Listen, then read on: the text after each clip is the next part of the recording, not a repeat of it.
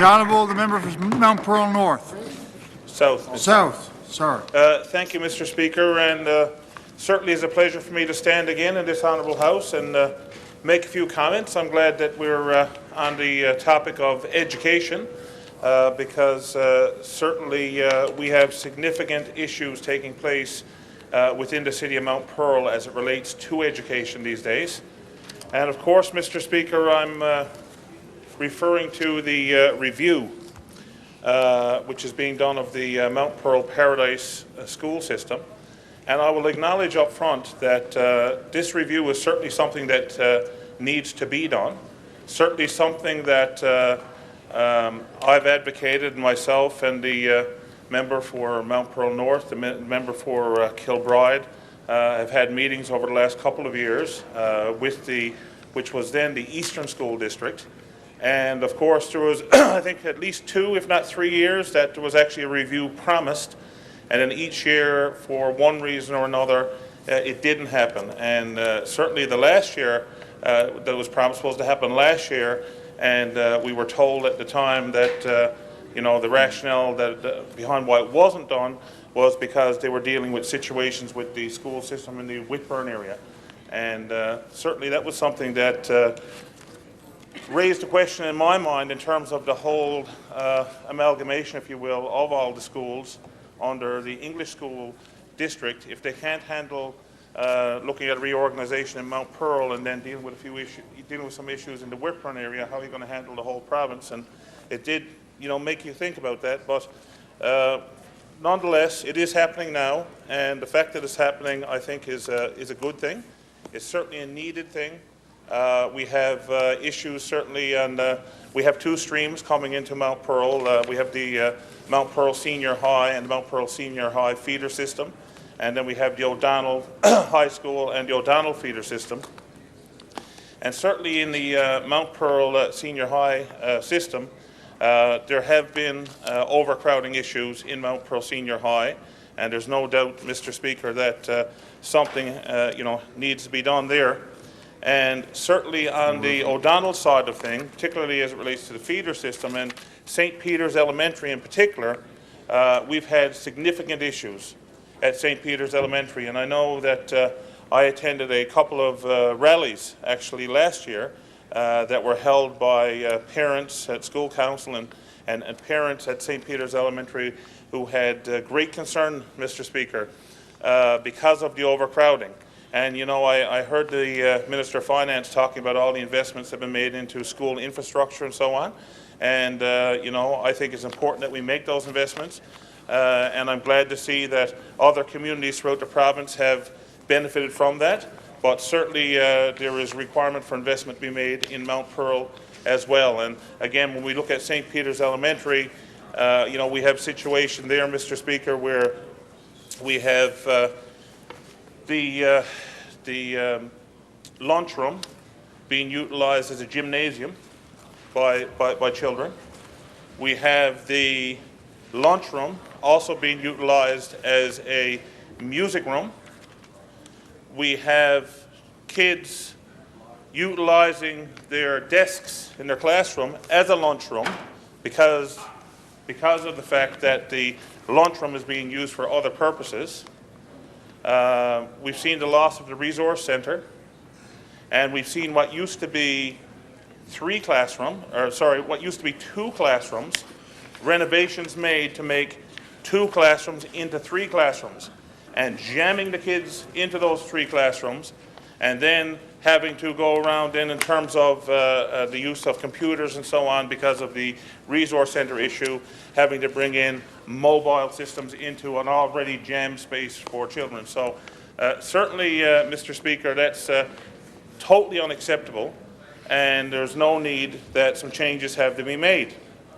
Now that said, Mr. Speaker, I think what we've had occur since that time, we've had the Eastern or the English School Board have met with school councils in the Mount Pearl Paradise system, and as a result of those meetings and I guess other consultations, they came forth to parents with, they held 2 meetings, public meetings, and they came forth with just 2 options. And I would suggest that both options that were presented present serious concern. Present serious concern to the students, present serious concerns to the teachers, serious concerns, most importantly, to the students. And basically they had a meeting with two options, both options of which were unacceptable, and basically gave parents the opportunity through their feedback to come up with one. So it's almost like, here's two bad options, which one do you prefer the best, what's the best of the worst? And since that time, the school board has come forward with one option, and the option that's come forward, Mr. Speaker, I think there are numerous concerns around it. And I think I would liken it to basically trying to kill a fly with a sledgehammer. I think that's what they're doing with the options been presented. It's just like trying to kill a fly with a sledgehammer. Talk about overkill. I mean, on the Mount Pearl Senior High side of things, they're looking to destroy, totally destroy, a school community at Mount Pearl Intermediate. Totally destroy it. And, Mr. Speaker, you know, we're going to see a situation, for example, if I can find my notes here now. Mount Pearl Senior High, or Mount Pearl Intermediate, so they're going to lose their grade 5 and grade 9s. They're going to lose their early French immersion. As a result of that, they're going to lose approximately half of their teaching staff. And in terms of that teaching staff, that's going to impact specialty teachers as well. So, for example, because of the size of the population and the student body and so on, they're able to allocate, for example, you know, a teacher who's dedicated to art as opposed to a teacher who teaches some other subject, and then art is sort of a sideline. So they lose expertise in some of these areas. It's going to cause a major disruption in terms of the teaching staff and the movement and the bumping and everything else that's going to occur. They're going to lose a large new art room they have that's going to be gone. A double gymnasium is going to be gone. They have an awesome resource centre there that's going to be gone. Smart boards that they fundraised for, they're not going to be able to take with them. That's going to be gone. And overall, Mr. Speaker, it's going to totally destroy that school community. There's also concerns with the etc. program and so on. Mr. Speaker, on the other side, what they're proposing, again, the best of two bad options, is that we're going to see St. Peter's Elementary is now going to turn to a K to 3. O'Donnell is going to go, and Newtown Elementary will be a 4 to 6. So that's going to present a number of problems. First of all, you're going to have the issue of siblings. So now, you know, you got two kids, might be a year or two apart.